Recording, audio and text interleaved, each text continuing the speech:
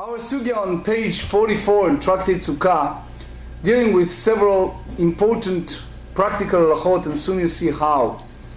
First concept, which is continuation of our previous session, it's a mitzvah of the arava, using the willows. As you know, we talked several times that the arbaat haminim, the four species, contain etrog, lulav, hadassim, myrtles, and arava, the willows. The willows, in one hand, are part of the four species of the arbaat haminim. By the same token, we hold them as a separate entity, such as in a holy temple in Jerusalem, they used to circle around the altar. In nowadays, the last day of Sukkot, we use them to circle around, to pray, and more. Another important understanding we need to dig in to understand the mitzvah of arava itself. Is that biblical? Is that rabbinic? Is that halacha leMoshe miSinai, meaning something that transmitted from Moses in Sinai to us? Is that just a minhag, a nice tradition? Because when it's come to arava, what was at that time, it was two entities, and we explained it in the previous session. We have one, it's called netilat arava, taking the arava. The other one is called zkifat arava, to put it upright in the altar. In nowadays, many of you know that at the very end of the service of the holy days, Hoshana Rabbah, we circle around and then we take the arava and do chavatat arava. Some does it in different fashion, before Kaddish, after Kaddish, different minagim, but basically it's pushing it to the ground. It's a source, holy sources for that. We need to discuss that as well. There is another concept we need to delve in, which is the differentiate between Mikdash and Medina. Mikdash in that sense, is that just the holy temple, or it's applied also to the city of Yerushalayim. Gvulin, Medina, outside of Beit HaMikdash, we need to know what does that mean, how far it's applied. We talk also about arava obligation. The idea is what happens if a person cannot fulfill it. As an example to that is, if it's a chiyuv, it's a biblical obligation, we need to say Asher kideshanu b'mitzvotav v'tzivanu, God who sanctified us and commanded us to do it. If we hold that this is only a minhag, so you don't use the word v'tzivanu, that God commanded us.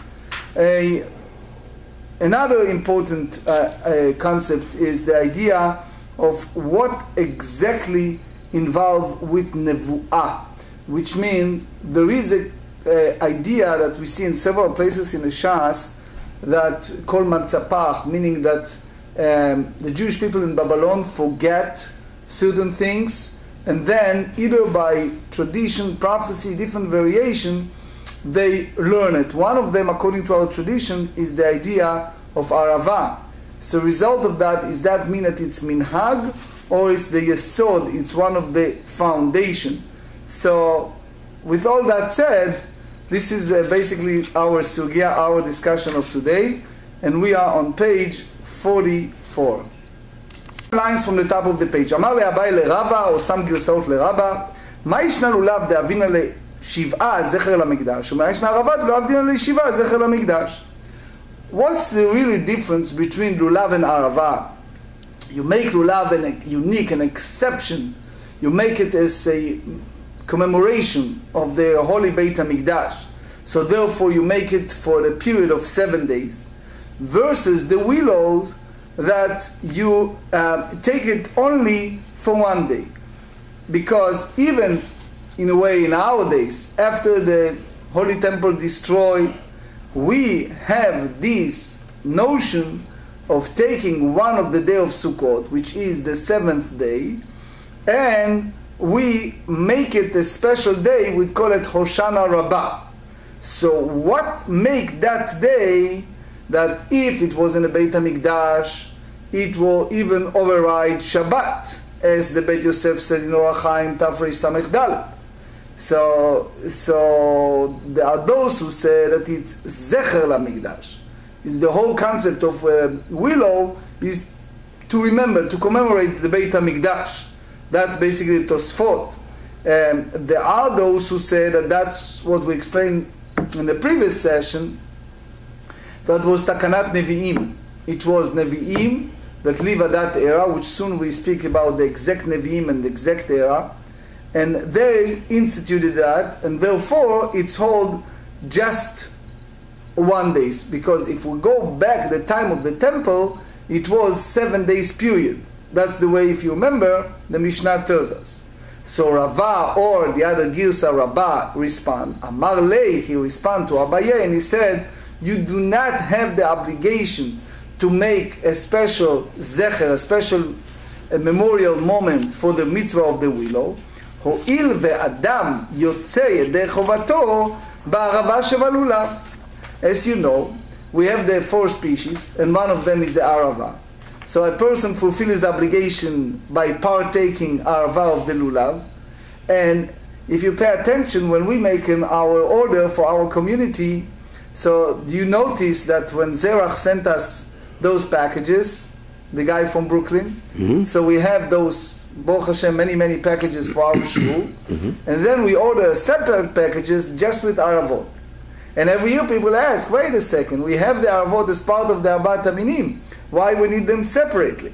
So we said that if you make it in commemoration of the mitzvah of the Beit HaMikdash, so what's the big deal? You use their 4 species, you have it there as part of the 4 species. Why bother with all of that? You make Netilat Lulav. Netilat Lulav, you make the bracha for the Arbat Aminim, for the 4 species, including Aravot. So therefore, you do not have to have a special rabbinic institution for the mitzvah of Arava. So Amar Lei, Abaye respond to Rabbi and he said, Hahu, wait a second. The whole idea of taking separately the Aravot and those Aravot that you speak as part of Lulav, Mishum Lulavu de Ka'avid Lei. Guess what? The Torah said, Ulkachtem lachem, you should take for yourself the least. Pri Etz Hadar, Etrog, Kapot Marim, Anaf Etzavot, Ve'arvei Nachal. And you have to take your willows that grow close to the river. So Nachal, it's part of the Arvei Nachal, it's part of the Arbaat Aminim. So Mishum Lulav, because it's depend upon the whole concept of the 4 species, you do it. So he not fulfilled the separate mitzvah of Arava by taking it. Now we have to remember what Rabbi Ami said, which we're going to study in Mitzvah Shem later. Rabbi Ami said that it's 2 separate things. So it means that if a person did not fully focus to make a separate mitzvah for the Arava, he did not fulfill his obligation. Where do they derive the separate mitzvah for Arava as opposed to, for example, Hadas? Or correct. But where is that derived from? Okay, so the first mitzvah concept is the Mikdash. As we explained, the Kohanim, right. Soon you see the details. It's a good question. They circle around the altar, right, and they did it in a separate manners for the Arava, at a separate time. Right. It's in our best understanding is the act of asking Hashem for forgiveness, prayer, supplications. So they use a item of Arava when they did those rituals. So it was, in a sense, after the Beit HaMikdash was no longer existed, the rabbis make it as a point of memory. But I guess where did they derive the original obligation of the Arava for circling the Mizbeach? Oh, for circling the Mizbeach, so there are several sources. The first one, they said, Usmachtem lifnei Hashem Elokechem shiv'at yamim. You should rejoice before you Lord your God 7 days. It is there are several. I just give you one explanation. There are many others. One explanation said that's part of rejoicement.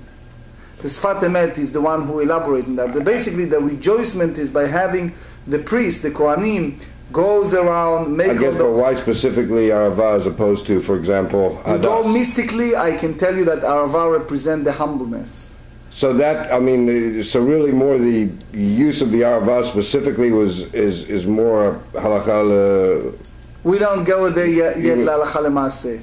I'll go there later. Okay. But the key is when we Well, I'm just, because I'm trying to understand it. So it's not the Oraita, though. So the actual Arava is a separate mitzvah of itself. Wait a second. We're going to discuss if it's the Oraita or not. Sorry. All right. We are not there yet. You are smart, so you're jumping 2 steps ahead. I'm not there yet. Okay. But what I am now is the Rav Ami point of view, which we're going to discuss in Amud Bet soon. Right.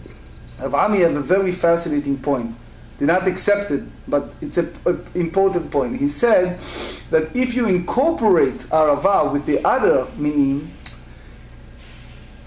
you call it a non-nikar mitoch ma'asav. You don't see it as something that is recognized as a separate importance of mitzvah. It's incorporate of all the others. So he said a person did not fulfill it. V'chi teima. You may think dekam magbale v'hadar magbale. So you can make, the person can make it twice. Once he lifted up the lulav for the mitzvah, for the sake of mitzvah of lulav. Then he lifted up separately the arava, and in that sense he fulfilled the both mitzvot. V'hama sim b'chol yom b'kol avdin anachi. That's beautiful, because you see Judaism in its beauty. The rabbis go and said, Puk amas chazi. Go and see how people does that. You see that people, what do? They lift up the arbaat haminim one time for the mitzvah of lulav, period. So therefore, since people does that one time, there is an opinion that says that if a person does what twice, one for lulav, one for arava, that's basically according to Rav Yami, still you did not fulfill the mitzvah of arava.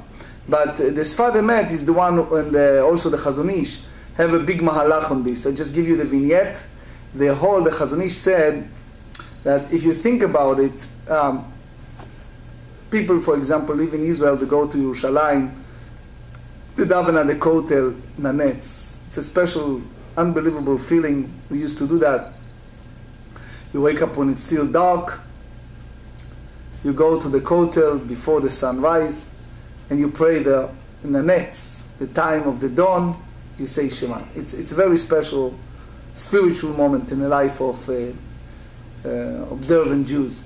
So anyway, imagine a person taking a Sukkot, the arbaat haminim, and it's night. This is a question that both, it's appeared that the Chazon Ish and Sfad Emet did not talk to each other because they are both aiming the same direction, just different word, but the same concept. So the question they ask, well, if a person took the arbaat haminim at night, and he's now carrying it to the kotel, for example, and now it's alot hashachar, now it's a time of the sunrise, so did he already fulfill the mitzvah of ulkachtem lachem or not? So anyway, back to our subject. I'm not going to elaborate too much, I'll just give you the vignette. Omar Rav Zvid Mishmei de Rava, lulav de oraita avdinan shiva zecher lamikdash. That's what David asked. Okay, lulav, that the mitzvah is clearly biblical precept, so we make it the entire 7 days, and we commemorate the Beit HaMikdash, the temple. Arava de Rabbanan, the mitzvah of the willows, so far we understand it's rabbinic. Lo avdinan lei shiva zecher lamikdash. So in one hand you make the lulav a zecher, a commemoration of 7 days, because it so carries such an importance. Yet the mitzvah of the arava, that the chiyuv, the obligation, is only rabbinic, in a sense it's less important. So therefore they don't make for that a zeicher, something to remember. So in a way we have now the idea that it's only 1 day. So what Rava meant to say, that even in the Beit HaMikdash, the chiyuv, the obligation of the arava, the willow, it's only rabbinic, and therefore you do not have a point of remembrance in our days.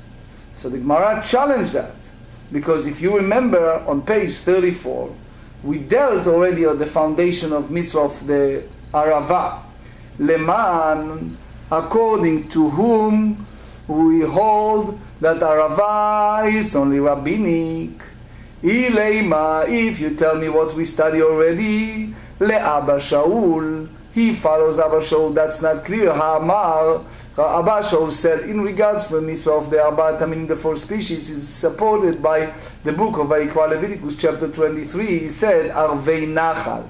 So since the Torah used the word willows in a term of plural, Arvei and not Erev, Ktiv, Shtayim. The Torah did not say Arava, Arev Nachal. Say Arvei. Use Arvei as a plural. So it means that that's two separate what? Two separate mitzvot. Achat lelulav ve'achat lamikdash. Which means you have two separate ones.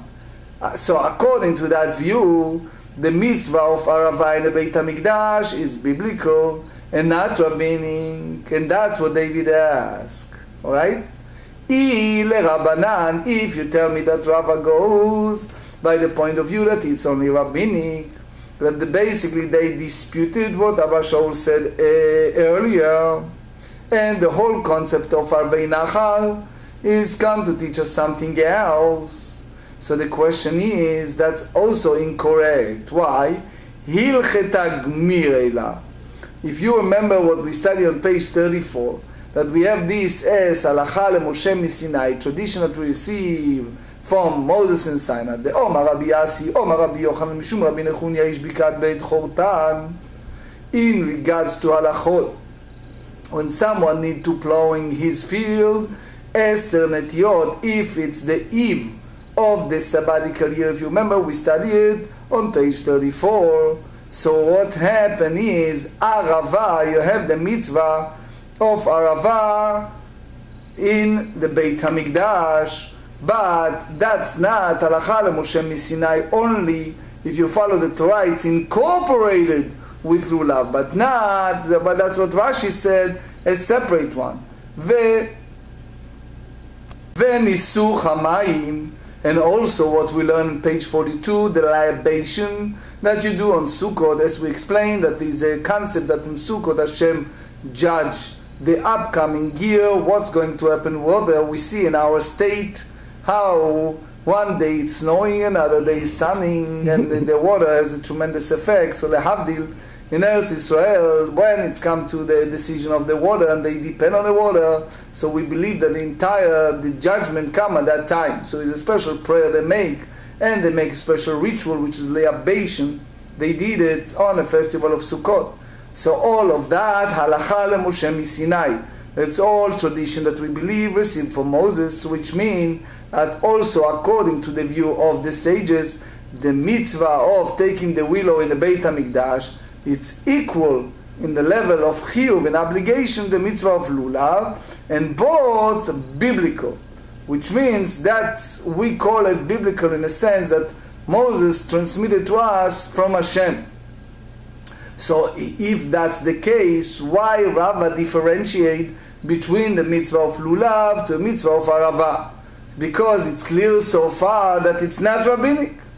Ela amar Rav Zvid mishmei de Rava. So now Rav Zvid explained on behalf of Rava, lulav de'it be'ikar mina Torah, lulav, that the centerpiece, the source, the core, the essence of the mitzvah of lulav, it's bigvulin, that it means that the first day, regardless to the location or the circumstance, regardless if it's outside of the Beit HaMikdash or Beit HaMikdash itself, a person needs to do it. So therefore, Avdinan lei shiv'a zecher HaMikdash, we make it 7 days commemoration of Beit HaMikdash versus Arava. However, in Arava deleit le'ikar min Torah bigvulin, because the Tzlach explained to us that the mitzvah of the Arava happened only by the time of the Beit HaMikdash was in existence, and therefore that's the only part that we have. But the whole concept of doing it in the 7th day, it's minhag nevim, it's something that we receive a tradition from the late prophets. So lo avdina le'shiva zecher lamikdash. So it means Rav Zvid wants to tell us that Rava did not meant to differentiate between the mitzvah of lulav and the mitzvah of the arava in regards to the obligation Beit HaMikdash, because both of them are biblical. The Rava meant to say that the mitzvah lulav, it's not solely for the Beit HaMikdash, but biblically speaking, it's also bagvulin, also outside of Beit HaMikdash on the first day. So because it carries such an importance, such a chashivut, such an important concept, because it's designated mainly for the Beit HaMikdash, versus other places, Rashi said and Tzlach said, it doesn't have the essence, the roots from the Torah. So therefore, they did not make a separate instituted for the Arava, Zecher HaMikdash. So now, since the Gemara tells us the point of Rabbi Yochanan on the name of Rabbi Nechunya from Bikat Beit Chotan, that he hold that the mitzvah of Arava in Beit HaMikdash is halacha Moshe Misina. It's something that we receive as a tradition. Omar Reish Lakish. Now we derive another important concept. So, just a word of introduction for those who just came in. It's very important to remember that concept. The metziut, the reality of the mitzvah of the Arava, was to go around and to circle around, and then lizkof, to put it upright on the mizbeach, on the altar. And that's all happened around the altar. And this, as a concept, not apply b'mdina. If it's outside of Beit HaMikdash, you don't have that, so you don't do that. Omar Reish Lakish, now we go to the next level. If that's the case, Reish Lakish tells us, listen, Kohanim ba'alei mumim. If you have unfortunately some Kohanim that carries blemish, so they have a problem. In one hand the Kohanim, on the other hand they're not befitting for service. So what do? They squeeze, and v'nichnasim ben ha'olam bel ha'mizbeach, they enter between the sanctuary and the place of the altar, kedei latzet ba'arava, in order to fulfill the mitzvah of arava, which means they can go around the altar and they carry the arava in their hands, even though usually we not allow the Kohanim that carry blemish to enter to that place. There is a very famous Mishnah in Tractate Kelim, the first chapter, Mishnayot 9 and 10, that said that for the sake, usually you not allow Kohanim that carry blemish to get in, but for the sake of the mitzvah of the Arava, because you cannot go around the altar without entering the domain between the sanctuary and the altar. So the Tosfot explain the reason that you allow them, it's because the whole idea, the whole notion of a prohibition of Kohanim that carry blemish, it's rabbinic. And since the mitzvah of the Arava, we understand it's biblical, so allow them to do it in order to do this mitzvah. It's important to understand what's that Mishnah in Kelim 9 and 10 in the first chapter said. So basically, I just give you the vignette again, just the abbreviation. They said that they have 10 kedushot, and they said Eretz Yisrael kedosha mikol aratzot. Eretz Yisrael is sanctified more than all the other aratzot. Arim Mokafot Choma, the cities now Shushan Purim, so we know cities that they have walls around them carry an extra kedusha. And they juxtapose, they compare. And then Ulam and Amizbeach Kadosh. So it's a different level of kedusha. So they said he can enter. So Arava Lakiv Misbeach, when you have to have a willow in order to go around the altar. So even the Kohen that he is Balmum, that he carry a blemish, he can enter according to Reish Lakish. So Rabbi Yochanan, his brother-in-law, challenged that, and he asked a question. He said, Omar Rabbi Yochanan mi amara. Who told you that? Where you learned that? That there is a musag, that is a concept of Netilat Arava, which means that Rabbi Yochanan understand what Reish Lakish said, that the mitzvah of Arava is obligatory, because he used the word kedei latzet, which means that it's not just a minhag, Rashi said, but it's a total obligation. Again, Tosfot go differently, but I'm going just by the Rashi and Tosfot Rosh. So they said, Mi amara, it's like asking the questions like a rhetorical point. Ha'ihu gamar, he himself said it. Why? The Omar Rabbi Yassi Rabbi Yochanan Mishum Rabbi Nechunya Ish Bikat Bet Chotan. We just mentioned that halachot in regards to 10 aser nati or 10 plant that it's applied when a person do plowing in his field.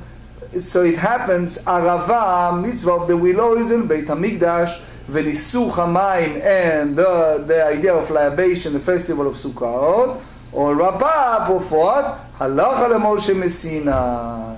So it means that even Rabbi Yochanan himself hold that the mitzvah of the Arava, as far as the Beit HaMikdash is concerned, it's total obligatory. So Ela mi'amara b'ntila. The question is, who said that fulfillment of the mitzvah of the Arava is by uplifting it, which means what happened is as follows. The Kohanim takes the Aravot, they lift it up and they carry them around the altar. So therefore this obligation applies to the entire priesthood, the entire Kohanim, including Kohanim that carry blemish. Who told you that? Maybe bizkifa, maybe it's only by holding it upright, which means that's enough to take one Kohen, and that's enough. Tosfot elaborates on that and it extrapolates, explain why you said that those Kohanim that carry blemish, enter the domain between Ulam and Hamizbeach, between the sanctuary and the altar. May you say that the Netilat Arava, all the Kohanim circling around, including Balei Mumim, he said maybe it's only Zkifa, Tosfot asked, and therefore it's enough to have one Kohen does that. And who told you that the Kohen Baal Mum, Tosfot asked, can do Netila? Mi amara b'Balei Mumim dilma betmimihim. Maybe it's applied only to Kohanim that carry no blemish. So in other words, the whole point of view is you have one guy that he is fine and you represent everyone else. Why are you talking about all these others, blemish? Itma Rabbi Yochanan and Rabbi Shua ben Levi, they disputed in regards to the definition of mitzvah of the willows. Arava, Chad Amar, usually when you have Chad, you go by the first one, which means in that sense Rabbi Yochanan. But anyway, Chad Amar, Arava Yesod Nevihim. One said that the whole foundation of the mitzvah of the Arava, of the willow, the late prophets instituted it. And now we have to understand what it's all about. So some point of history, it was the late prophet, like Haggai, Zechariah, Malachi. That's part of the Nevi'im, that they are part of the quorum of men of the great assembly. The Rambam tells us that at the time of destruction, which was the end of the era of the first temple, until the whole 70 years between the two temples and the entrance domain of the second one, so you wrap it up, if you add that part, so about 80 years. So they start, the end of the era and the beginning of the second temple, that was the period of the late men of the great assembly, the very end of the period of that. And it's a big struggle, if you go by the Rambam, you see 18 names, it's a big struggle, who are the whole list of men of the great assembly. There are those who say that it came not just one time, but it's over the period of time, you wrap it up 120. There are other views, what exactly you meant. There's a book called Yavitz, and a few others that deal with the question of who are the men of the great assembly. It's a big, very interesting subject. But back to our point, so they basically made it as men of the great assembly institution. So if that's the case, so you treated it differently. Why? Because the Chad Amar Arava minhag Nevi'im. The second one we said it's only minhag. It's a nice tradition. Now, what's the real difference between them? So the Ritva and the Meiri said that minhag Nevi'im mean that they did all of that, and others, like some people see the rabbi is putting Rabbeinu Tam Tefillin, so other people put Rabbeinu Tam Tefillin. So they see the Nevi'im does that, the other people does. That's the Ritva and Meiri hold. But the point is, the big nafkamina is the whole bracha. Do you said Asher Kirishonu b'mitzvotav vetzivanu? So that's a chiyuv. That's an obligatory because you said Hashem commanded us. If you take the idea of the minhag, so minhag you don't need to say vetzivanu. It's a minhag. Tistayem. How you wrap it up? By saying the Rabbi Yochanan hu de'amar yesod nevi'im. Rabbi Yochanan said its foundation by the late prophets. Rabbi Yochanan, Arava Yesod Nevihimu. Arava is basically the willows by the late prophet Tishrei, and that's the way you understand his shita. How do you know that Rabbi Yochanan hold that it's only decree from the prophets? That's what we said earlier, that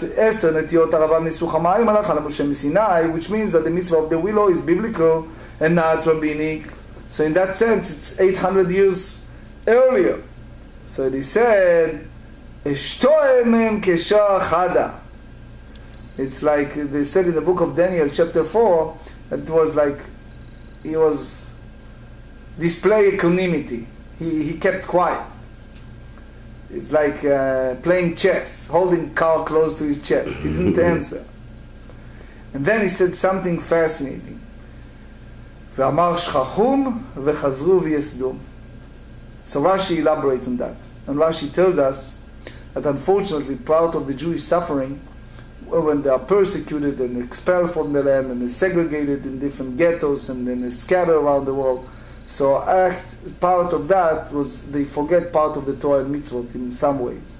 So one of the things they forget was the mitzvah of the Arava. And because of the late prophet's zchut and prayer and everything, so Hashem granted back them the ability to remember that mitzvah. The Maratz Chayut and Mispeit Pan elaborate. But basically, if you go that way, so you have Rav Kahana, who was a student of Rav in Babylon. So there's a famous Gemara in Bava Kama that say that he ran away from the Malchut, from the kingdom.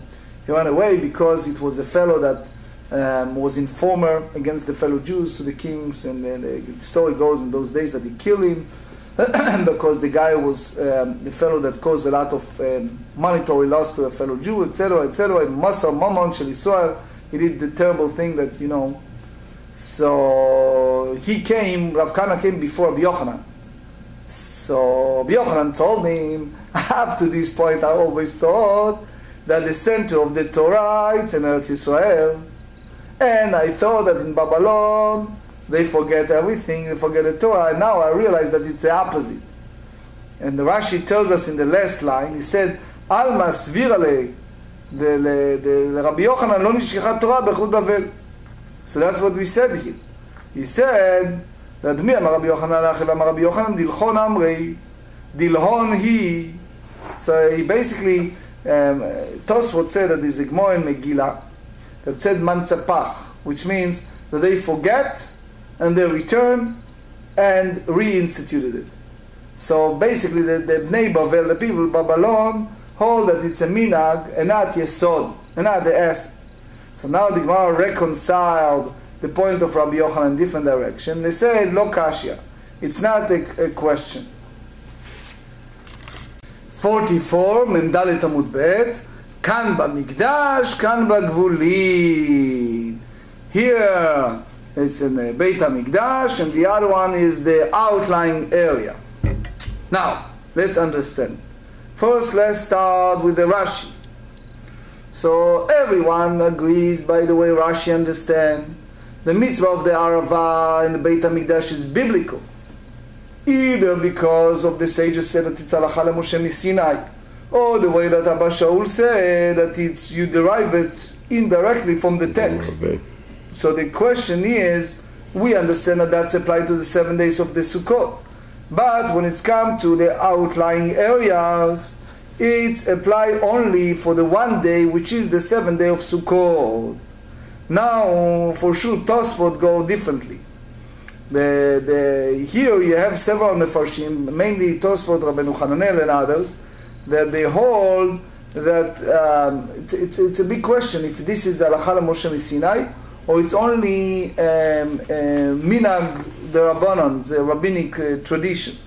So the Aruch LaNer elaborates on that, but the big question is how you hold. I give you several examples. Let's talk about Rosh Chodesh. You see how they have a practical halachot applied to that. We have Rosh Chodesh. Rosh Chodesh is takana mu'ucheret. It's a decree the rabbinic decree that come later. So if you talk about Bish'ar Amdina, outside, so you don't make the Birkat HaChodesh. We have now Birkat Halel. So they make the bracha of the Halel. But if you tell me that it's only Minag, and you have Halel Chaser, the part of the Halel you don't say it, so you should not make the bracha. So the truth is, they have the Shulchan Aruch in a Taf Kaf Bet 422 that have a disputation between the Rama and Beit Yosef. The Rama, like we as Ashkenazim, hold that you do have to have the bracha before saying Hallel on Rosh Chodesh. Even you say the Hallel as a chaser, it's not full. Okay? But according to the Beit Yosef, that he follow the Rambam, so that's the Sephardic, so you don't do the bracha. So for sure it's much more to discuss. But anyway, back to our subject. So we said, Omar Rabbi Yami, Harava tzricha shi'ur v'naintel b'fnei atzma. In order to have the mitzvah of Arava, you need to have a measure. Soon you see how many branches, how many leaf, etc. So Rabbi Ami have the special point that Arava, since it has to be a separate mitzvah, so there's a certain requirement. So it means you cannot bind with Arava anything else. So the Rosh said, and the Tosfot said, that as long as he doesn't bind them physically, you can hold them. But anyway, so they said here, ואין אדם יוצא חובתו בערבה שבלולב. If you take the koishiklach and you combine the arava, so according to that point of Rabbi Ami, you don't fulfill the obligation. Kevan de Omar Mar, because Rabbi Ami said that what אינה ניתנת לה בפני עצמה, you have to take the arava independently and not part of the ארבעת המינים. פשיטא דאין אדם יוצא בערבה שבלולב. So if that's, you go that avenue, so if you wrap it with the lulav, you don't fulfill the obligation. Why? Because according to Rabbi Ami, it's not independent. It's not independent. It's bind with the lulav, so you don't fulfill. So why Rabbi Ami needs to tell us that? So it's clear that that's what. So So if he didn't lift up together the lulav with the arava together one time, aval agbi hey v'adar agbi hey, if he does the way that we explained earlier 2 times, maybe you say that the Rabbi Ami agreed that that arava, since he does that 2 times, he fulfilled the obligation. Kamashman lo, he said no, even if he does it twice, as long as he did it together, forget it. There's another opinion that disputed, but Rav Chizda Amar b'shem Rabbi Yitzchak, אדם יוצא ידי חובתו בערבה שבלולב. זה הגרסה ביום טוב הראשון של חג. But the idea is part of the binding of the ארבעת המינים. He take also the lulav, so a person fulfill his obligation by taking all of them together. וכמה שיעורה, that's practical הלכות. What's the measurement of the ערבה? Later we ממש go to the specification, but here אמר רב נחמן, 3 בדי עלים לחים. You have to have at least 3 branches to each one of them. You go, for example, the Tzfat one is well known, or other places you have it. I like always Eretz Yisrael stuff. So there are places in Eretz Yisrael that nowadays they are amazing how good they do it. But they have the 3 lines, and it's really, you see mamish, a big difference between a model, between our Hadassim and others, between the Aravot and others. So he said here in Aravot that they have a wet leaves that come together as a 3. ורב שש אמר אפילו בעלי אחד ובד אחד. It's enough 1 and 1. So they said עלי אחד ובד אחד סל כדעתך. It means that just one that is not attached, that's sufficient to make the mitzvah. אלא אימה עלי אחד בבד אחד. So it means רב ששת meant one fulfills his obligation even with 1 leaf on 1 branch. In that sense, the Ran and the Rosh and Shulchan Aruch Halacha and Tafri Samech Dalet, they all say that it's a practical halacha, but it's important to know that the Mishnah Berurah and Sha'ar Tzion and others say that it's disgusting, it's not right, and it's not, which called Zekeli V'Anveu, it's not beauty of the Chag, to have such a thing and to praise Hashem and to do that in that sense. Now we go back to the disputation between Rabbi Yochanan and Rabbi Shua ben Levi. If the mitzvah of Arava in Gvulin it's founded by the late prophets, which means it's total degree, or it's only a minhag.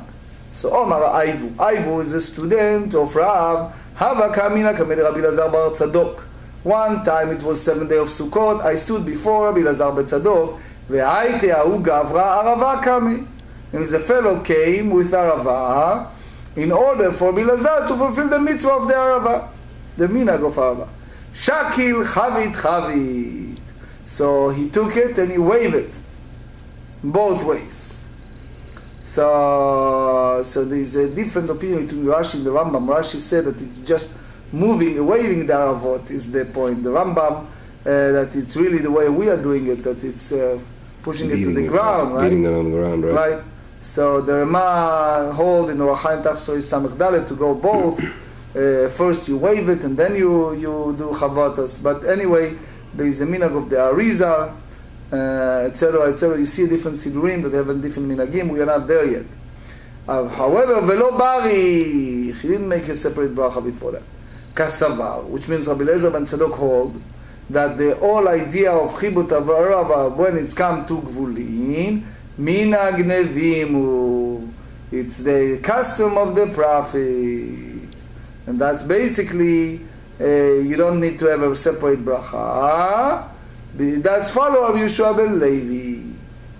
Similar story. Aivu v'Chizkiah. Bnei Bratei Derav, they are part of the people who are constantly in the house of Bnei Bait, part of the house of Rav. Aitu Arava Kamel Rav. They brought before Rav Arava in order for him to fulfill the mitzvah of Arava. Chavit Chavit Ulo Barich Chasav Minhag Levimu Disel Bezach. The same idea, and that's basically the follow ad halacha.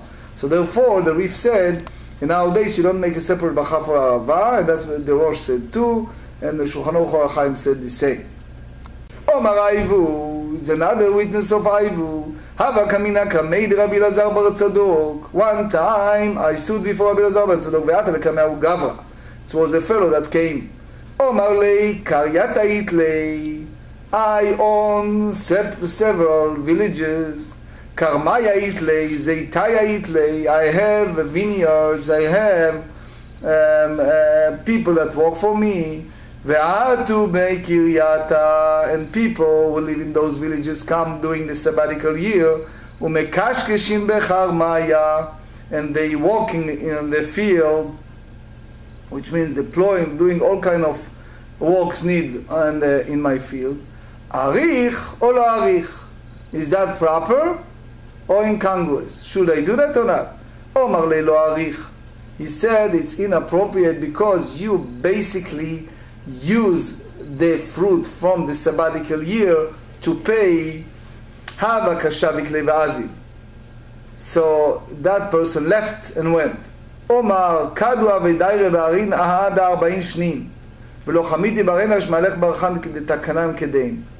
So he said, I live here 40 years. I never saw someone who's such a pious, honest man that he ran right away to his employee to stop them.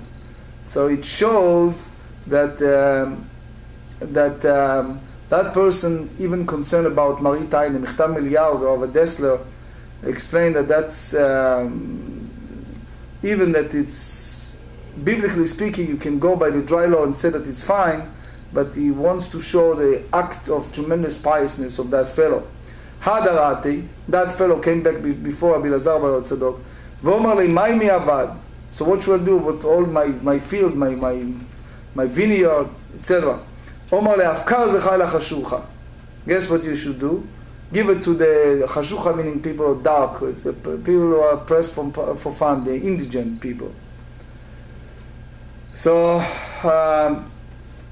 this Gemarrah in Beitza said in 32 that someone who's depend upon others, he live in life of darkness. So he said, "V'ten prita lekashkushe kramim," and you give money for those people who walking in your vineyard. V'kashkushe mishari. So is that okay for them to fix the, you move some of the dirt and you move it, and you walk in your field doing that. Ve'atanya, the Torah said clearly in the book of Shemot in Exodus 23, Ve'ashvit ishmetena u'tashta. you have in the 7 years to give away and not to walk. So they said, Tishmetena milekashkesh. You shall let it rest from hoeing. Unetashta milesakel, and lie fallow from clearing the field of rocks. So how come you say that it's they can do it? There's a two different type of hoeing. He says one, it's called chad chasatume filei. One, you seal the cracks in the ground, and v'chad avruya ilana, and one to enhance the tree health. So avruya ilana asu, to make the tree healthy, enhancing the tree health is prohibited. Satume pile, sealing cracks, share, it's permitted, because that's basically avoiding the tree from death. So you're saving for death, that's different. That's as Rabbi Tzadok said, that's you can do it. But the Chazon Ish have mahalach here. He said that it's, since the whole point is rabbinic, because it's involved with hefsed perot, that it's losing the value of that perot, that's the cause. So it wasn't just the tree. But anyway, so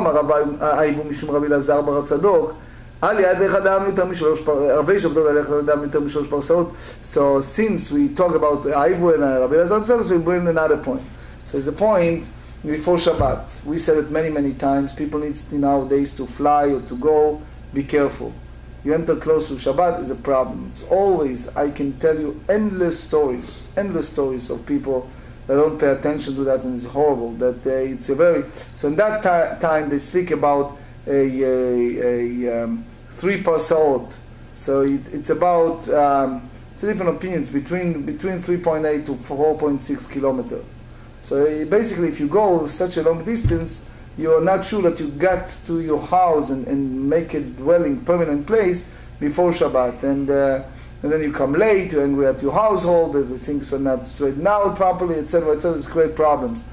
Take a distance, but the Chofetz Chaim said, if I'm not mistaken, someone told me that after 2 o'clock on Friday you should not involve with business. But the point is that you take some type of boundaries before Shabbat. You're not entering the domain of problems. So he said, it's come to Erev Shabbos before Friday, person should not walk in that long distance. So you don't take a chance. Someone showed me an article this week over the plane in Malaysia. It's an amazing story. It's a guy, he's a non-religious guy that need to fly from Malaysia to China, Beijing, right? Yeah. And he called the Orthodox guy in a travel agency, and the guy told him, I'm not going to book a ticket for you because it's involved with Shabbat. You want to do it by yourself. The guy was thinking twice and he backed off. And sure enough, the plane disappeared. So you see that the rabbis tells us that the Shabbat protected us more than we think that we're protecting the Shabbat. We said it, one of the Zemiros who said, that we accepting the Shabbat earlier, and we take all those boundaries, and those who are able to go even Rabbeinu Tam after Shabbat is praiseworthy, which means the Shabbat is the centerpiece of blessing for all week, and is also the protection. So Rav Kahana, he limited that ruling, and he said, Rav Kahana lo amaran ela beleveite, because the guy, he's not, the people in the house doesn't know if he coming and not coming, what's going on, and then he get upset, etc. Aval leushpizei, if you go to a hotel, so he doesn't depend upon the people that prepare for him the food, so he can come late. Amay denakit samuch.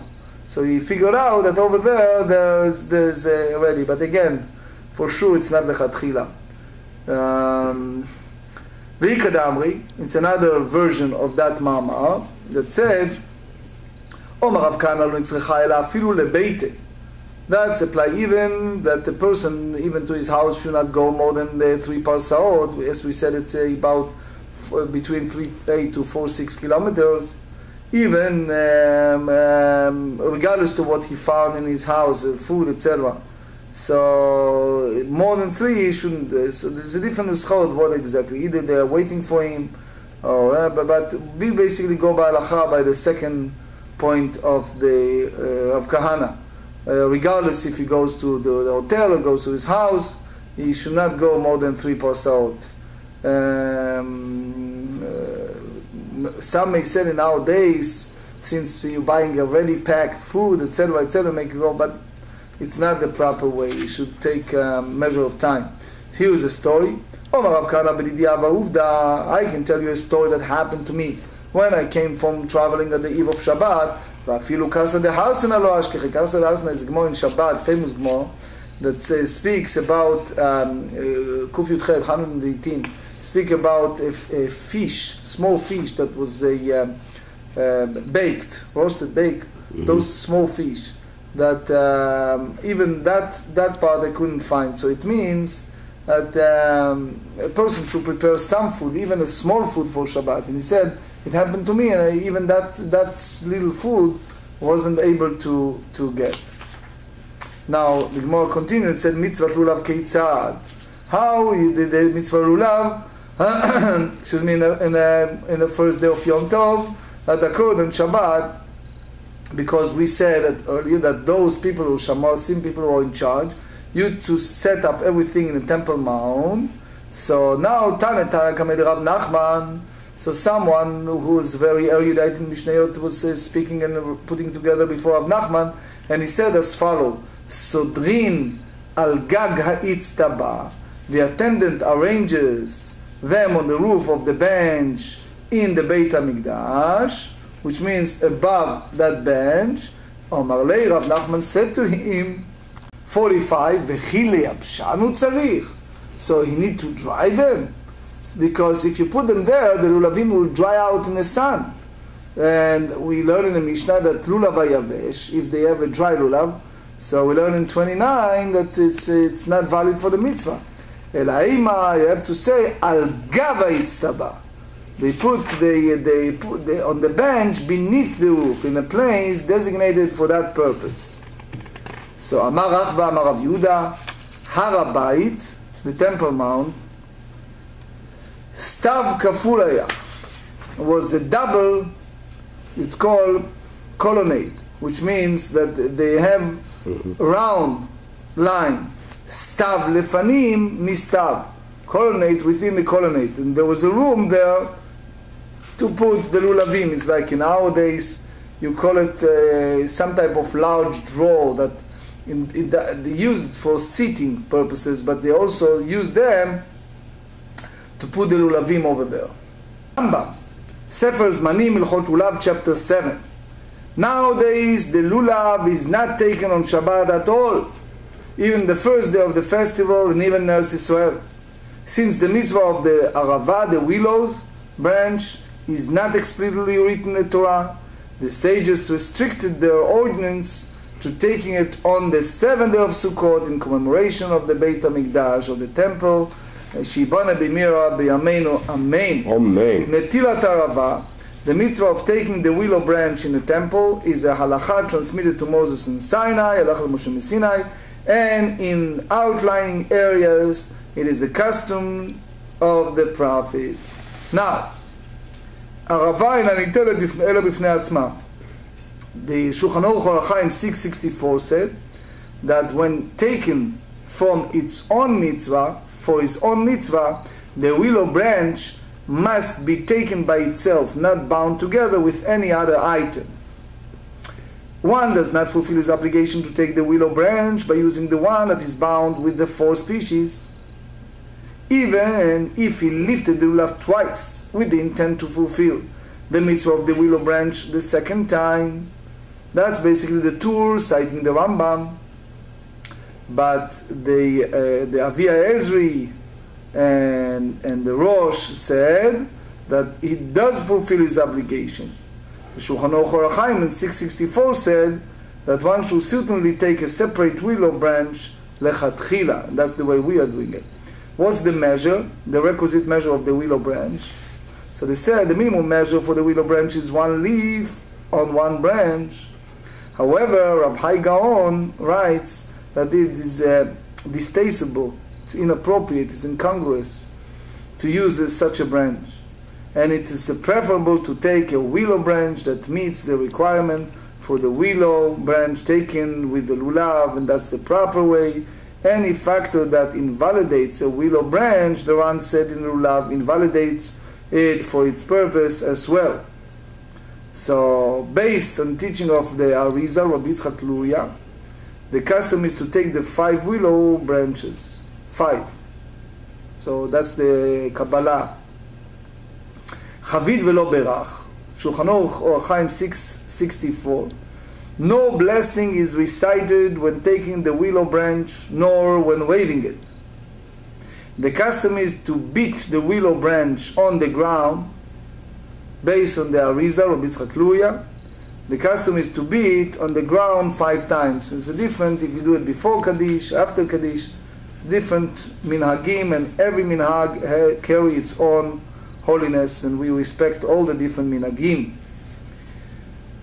Mekashkeshim becharmaya, with regard to one who hoes under an olive tree during the sabbatical year. The following distinction applies. If one does so to enhance the tree's health, it is prohibited. However, if he does so to seal the cracks in the ground and to prevent the trees from dying, it's permitted. We talk about schar melacha b'shvi'it. That's Rambam Ilchot Shmita Yovel chapter 1. One who performs permitted labor in another's field during the sabbatical year, Shemitah, may not receive payment for the fruit of that field as his wages. This is in order to avoid the appearance that the fruits is being used for commercial purposes. We talk a very important halacha of halicha be'erev Shabbat. One may not walk more than a distance of 3 parsaot. We explained the measure of about 4 some kilometers on a Friday, to ensure that he will arrive at his destination in time to prepare for Shabbat.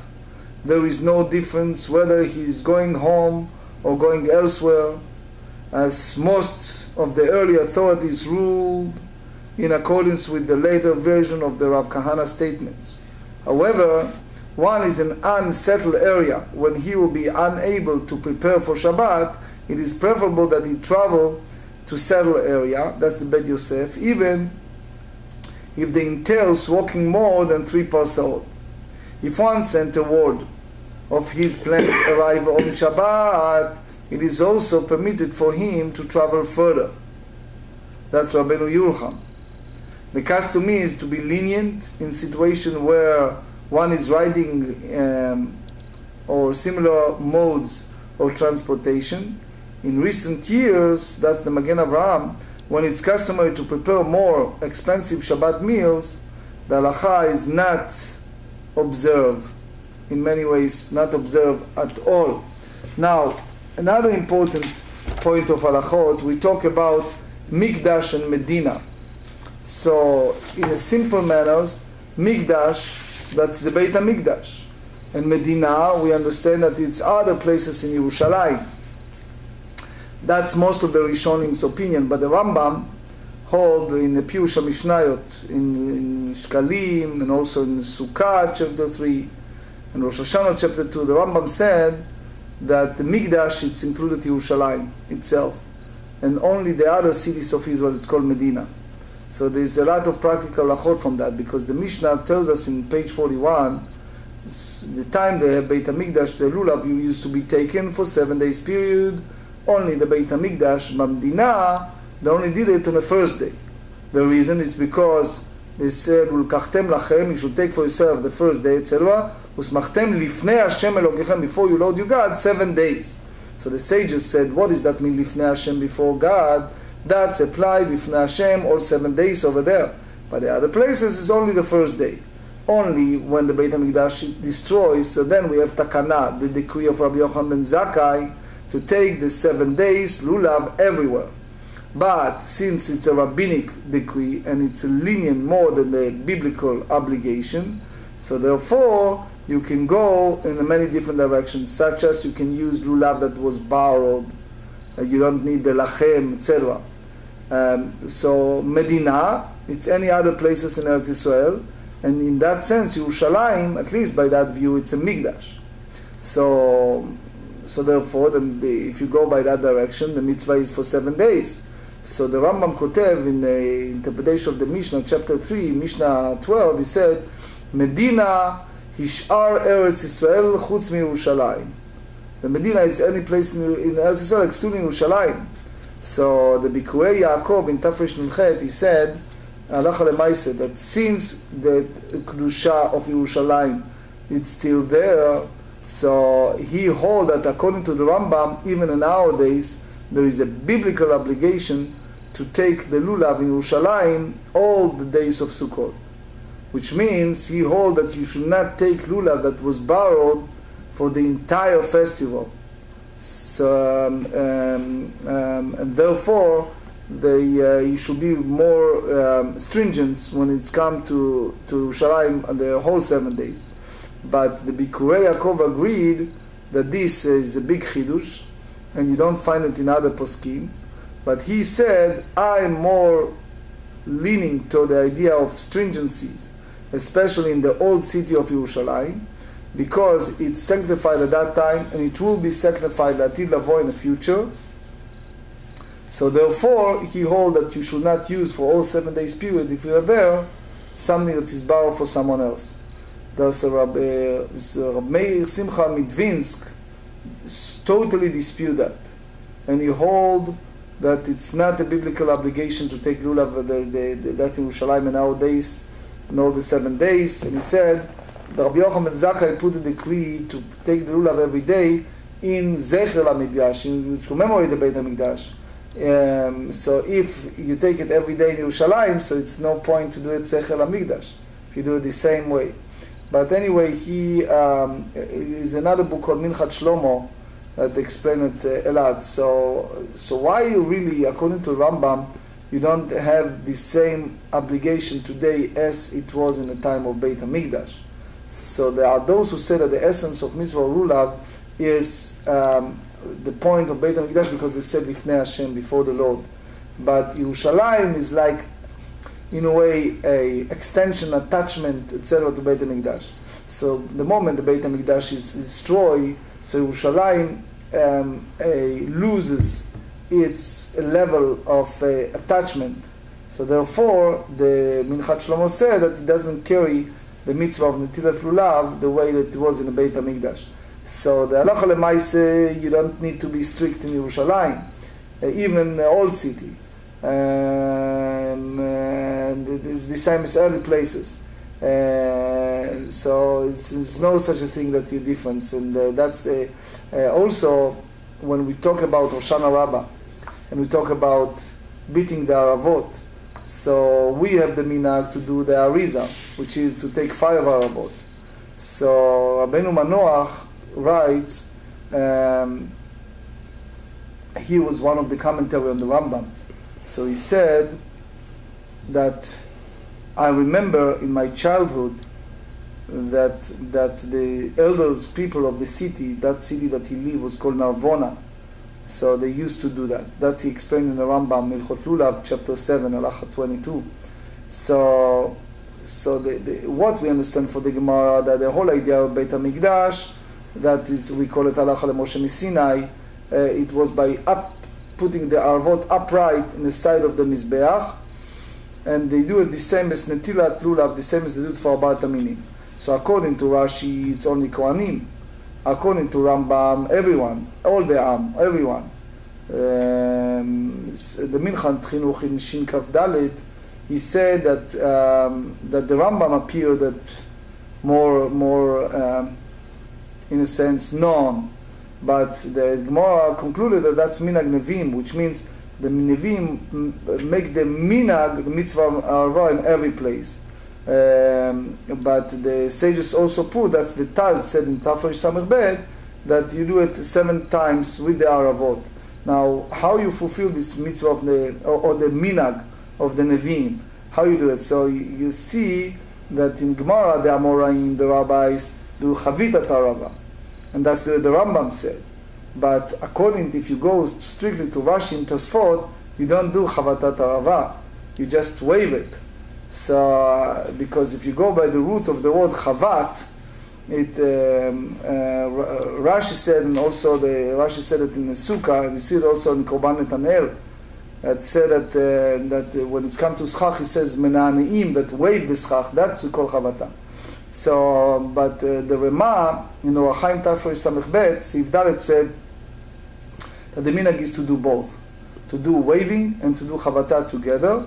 And Aruch HaShulchan said, even waving we don't go, but he said it's better to go a little bit by the Rema and wave a little bit. So that's, in other words, you walk shul, you see different minhagim, you see that every minhag carries their own.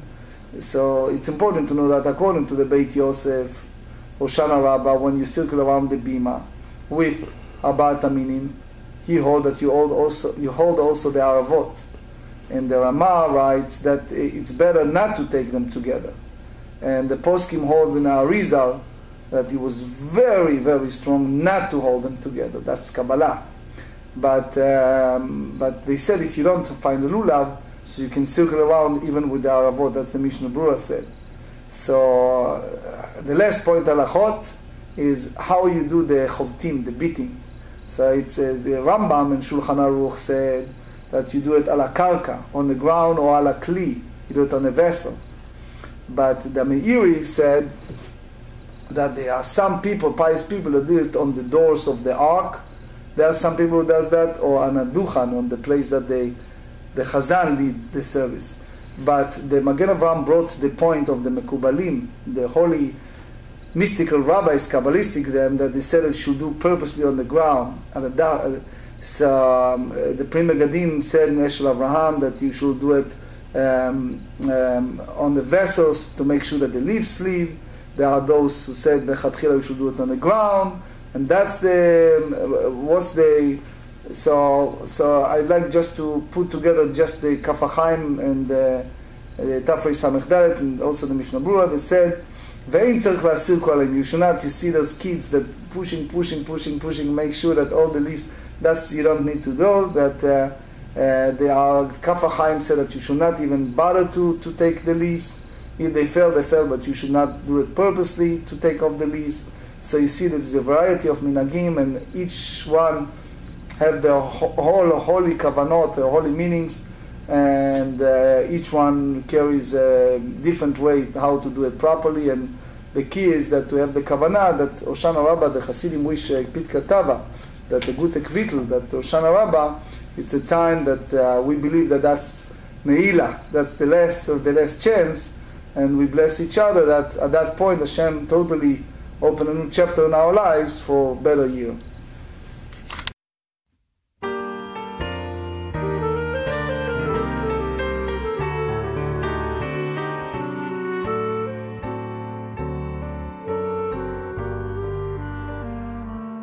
Boyachem leshuloim malachai yeshuloim malachai